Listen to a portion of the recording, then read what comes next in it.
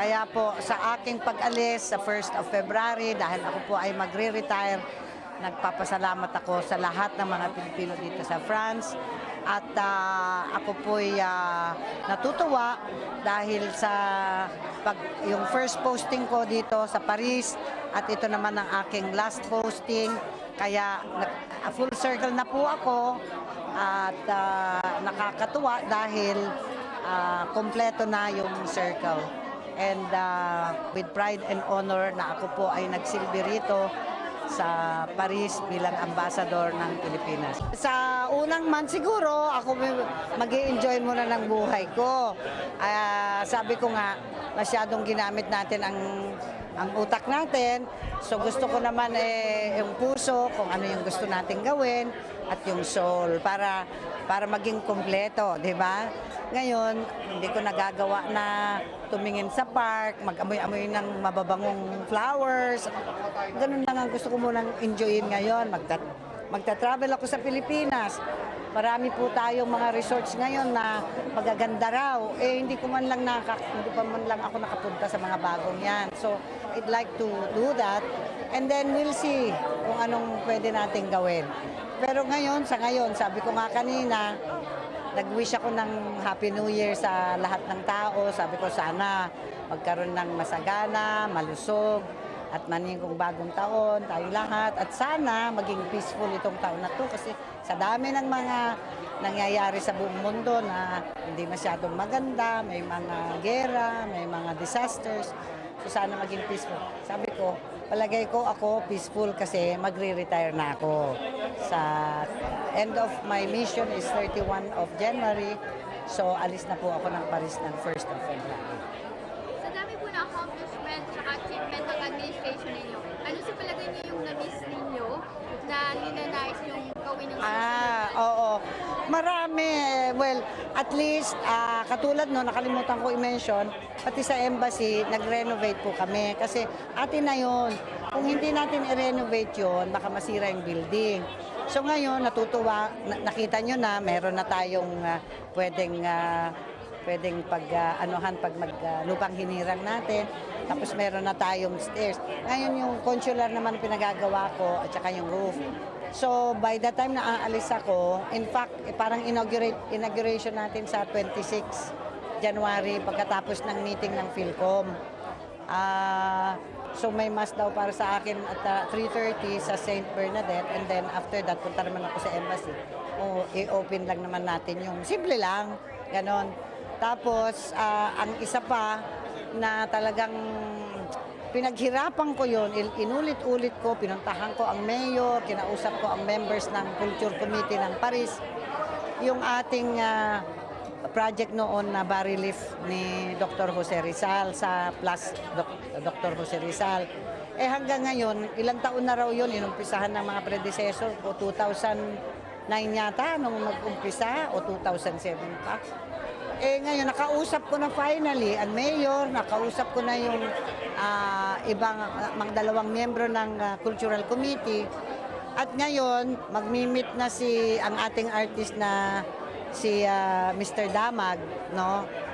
Gaston Damag, nagagawa nung para pag-usapan na nila yung technical committee kung ano ba talaga ang gusto nila at pwede para hindi na tayo magkakamali.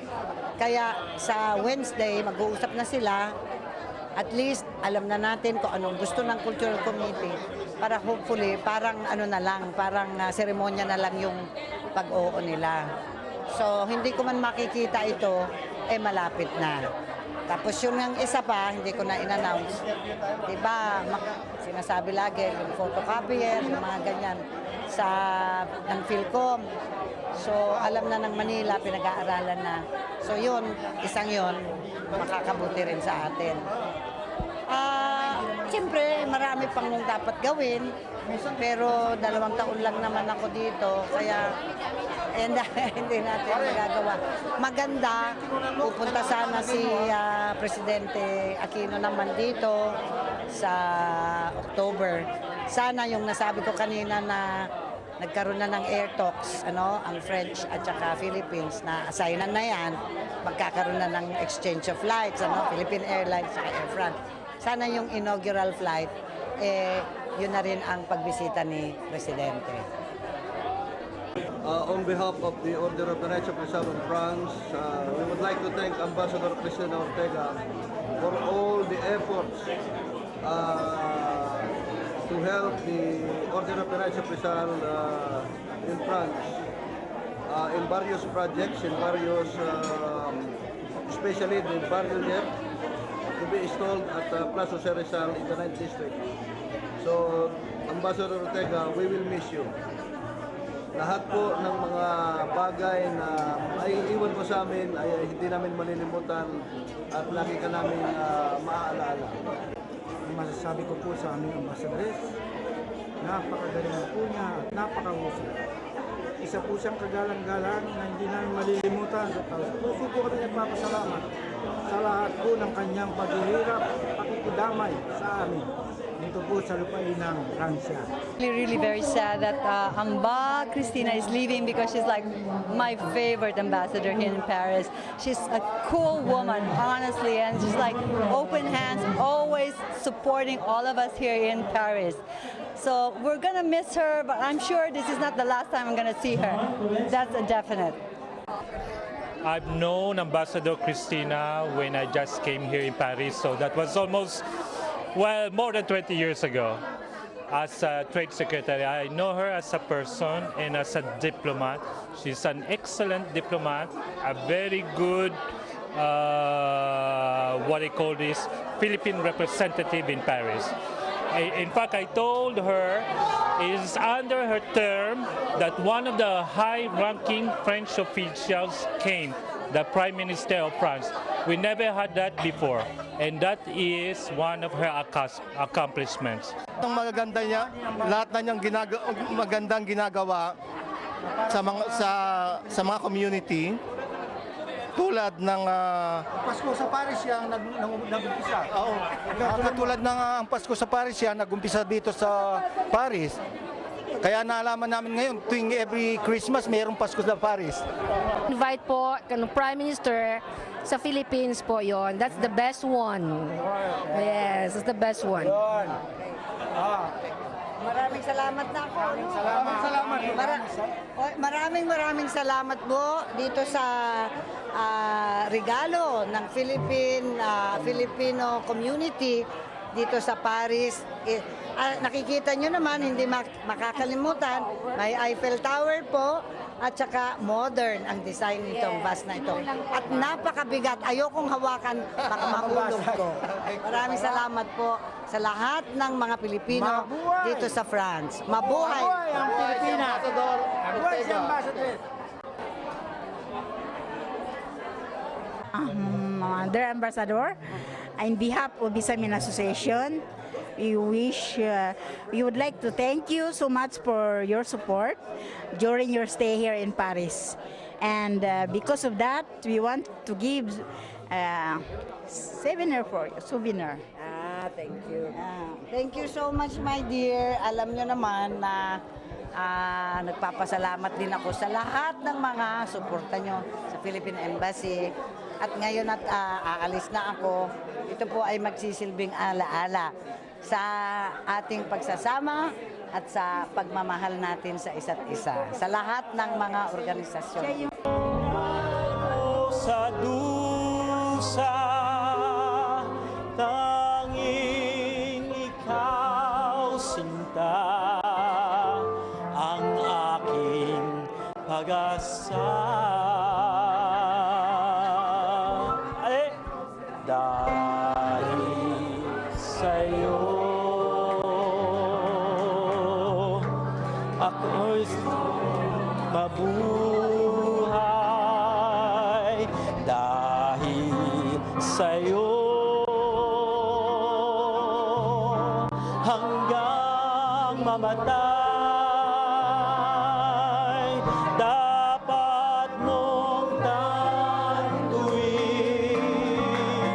wala nang ibang iliw, puso ko'y tanungin, ikaw at ikaw rin.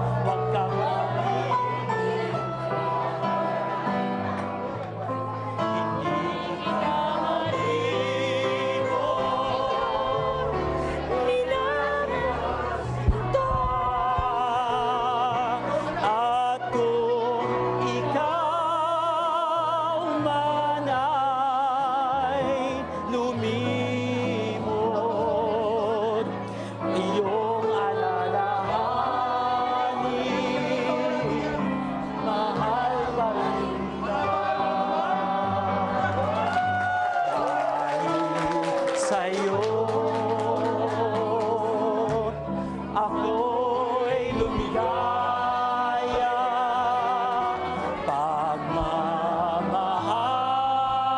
Pagmamahal ay alayan ka, kung tunay man ako ay alipin mo ang lahat sa buhay ko'y dahil sa'yo.